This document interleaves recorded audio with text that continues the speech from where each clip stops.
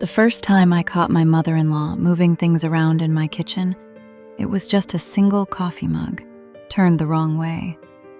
The last time, she was standing in my living room, telling my entire family which wall of my house she was going to knock down. When Mark and I got married, we moved into a small house, and the kitchen quickly became my favorite room in it. Bright, quiet, and the only space that truly felt like mine. From the very first month, his mother Diane seemed to decide that this was really her son's home, and that I was just the woman currently living in it. It started with the coffee mugs. One Monday morning, I noticed every handle had been turned to face the chair where Diane always sat. I straightened them and didn't think much of it. But the next Sunday, the kettle had been moved to the other side of the stove.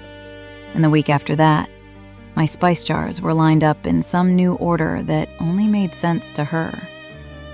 Every Sunday she came over, and every Monday I'd find one more little thing out of place. When I brought it up with Mark, he just laughed and said his mom liked to feel useful. He honestly didn't see anything wrong with it. To him, his mother fussing around our kitchen was simply her way of showing love. So I let it go. But I started paying closer attention, and it kept getting bolder. Diane began leaving her own things in my cupboards. Her favorite mug, her wooden spoon, a tablecloth I'd never bought that showed up one week and simply stayed. Every time I put one of her things away, two more would appear the following Sunday. And whenever I said anything about it, somehow I was the difficult one. The cold, ungrateful daughter-in-law who couldn't accept a little help. After a while, it started to feel like I was a guest in my own home. I'd actually hesitate before putting a pan back where I wanted it, because I knew it would just be moved again by the weekend. There were nights I lay awake, honestly asking myself whether I was the one overreacting. 3 years passed like this. And then came the Sunday they made it official, without asking me first.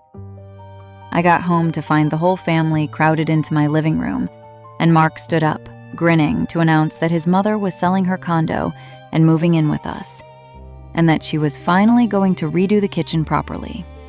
For good. They'd already decided which wall to take down and who would get which cabinet. They had sat in my living room and planned out the renovation of my home. And the one person nobody thought to ask was me. I didn't make a scene. I smiled, told everyone how nice it was that they'd come, and went into the kitchen to open the one drawer Diane had never bothered to touch. When I came back, I set a folder on the table and slid it across to her. Inside was the deed to the house, with my name on it and no one else's. I had bought this place outright with the money my grandmother left me when she died, a full year before I ever met Mark, and none of it had ever belonged to him. "This is my house," I said, as calmly as I could manage. "So no walls are coming down, and nobody is moving in." Diane's smile fell apart right there in front of everyone, and she turned to her son to fix it, the way he always had. This time, he couldn't.